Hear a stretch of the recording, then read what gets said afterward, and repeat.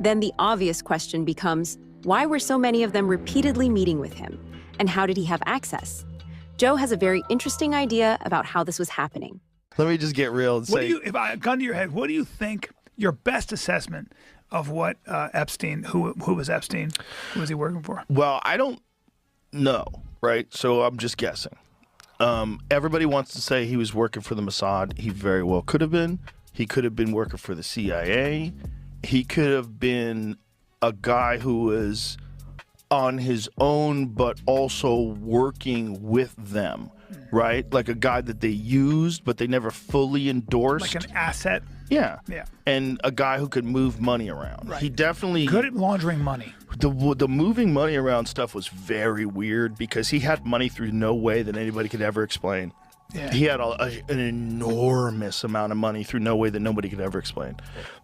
Which, you know, if you're state-funded, you're funded by Israel, and Israel's funded by America, and, you know, there's also NGOs and nonprofits, and there's ways to move money around where you can give this guy money. Yeah. So he was like Weinstein, who is an economist, right? Weinstein's a legitimate mathematician. Eric? Yeah. So when Eric met him, his first inclination was he was a fraud. He's a construct.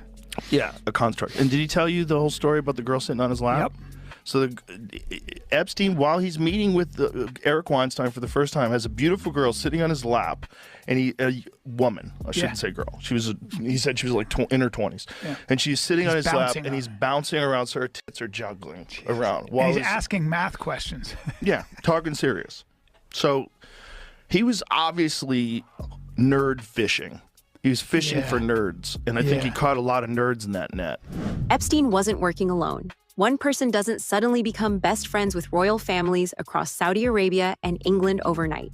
You're telling me that a random accountant somehow gained unrestricted access to royalty, heads of state, and billionaires without help? That's not how power works. Epstein didn't just stumble into these circles. He was placed there.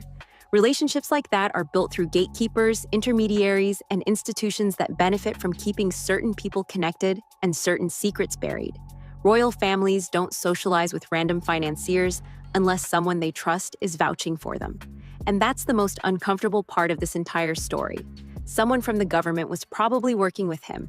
There's a lot of those 100%. guys that wound up going to that island. They probably thought, this is great. We get to party. Nothing's free. And they probably felt like they were rock stars because they get to hang out with the intellectual elite on an island with a guy who's just a billionaire philanthropist who's eccentric, who just loves women. He's a professed bachelor, and it all seemed too good to be true. It's so true. Because it was. Yeah. So he was, I think